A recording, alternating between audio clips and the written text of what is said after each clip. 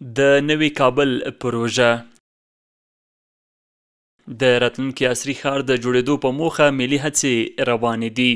د اوږدو جګړو او ویجاړونکو کړکېچونو له پای ته رسېدو وروسته افغانستان د بیا رغونې، ښاري پراختیا او بنسټیزو خدمتونو د پیاوړتیا لپاره پراخې هڅې پیل کړي دي.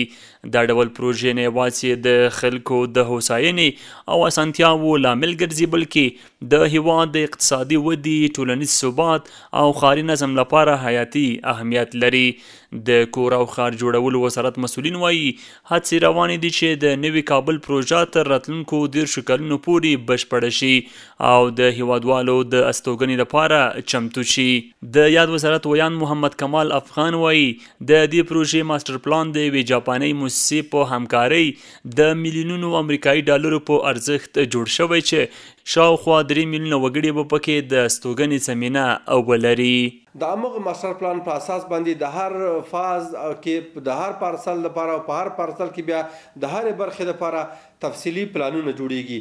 په هغه تفصیلي پلانونو کې زمونږ ښارسازان، مهندسان او انجینران په ګډه باندې د ژوند ټولو برخو ته پاملرنه کوي.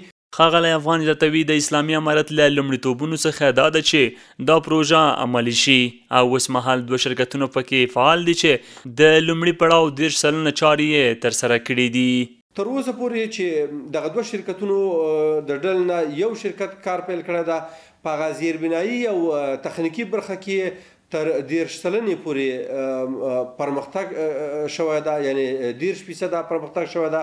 زمونږ دغه تخنیکي ټیم د معلوماتو په اساس باندې په ورته مهال هغه انجینران چې په دې پروژه کې پر کار بوخت دي د خپلو چارو د چټک پرمختګ ډاډ ورکوي. دوی وایي د دې پروژې تر بشپړېدو وروسته به د کابل ښار د ګڼې ګوڼې یوه ستره برخه کمه شي او خلکو ته به منظم ښاري چاپیریال برابر شي.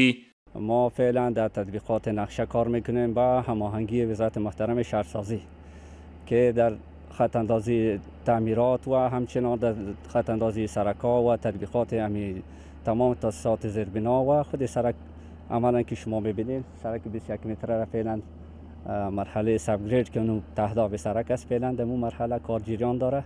د نوي کابل پروژه د کابل ښار په شمال کې په شاوخوا 740 کیلومتره مربع ساحه کې پلان شوې ده چې د دې سبز، کلکان، شکردرې، کرهباغ، استالف او باګرام ولسوالیو ځینې برخې پکې شاملې دي. دا پروژه د ښاري پراختیا یو مهم اقدام بلل کیږي چې د کابل د اوسني فشار د راکمولو ترڅنګ به زرګونو کسانو ته د استوګنې، کار او خدماتو زمینه برابره کړي. د نوي کابل په څیر پروژې نه یوازې د افغانستان د ښاري پراختیا لپاره یوه نوې پاڼه پرانیزي، بلکې د خلکو د هوسا ژوند، منظم پلان او راتلونکو نسلونو لپاره د یو پرمختللي افغانستان د بنسټ ایښودلو لپاره یوه اساسي اړتیا ګڼل کیږي.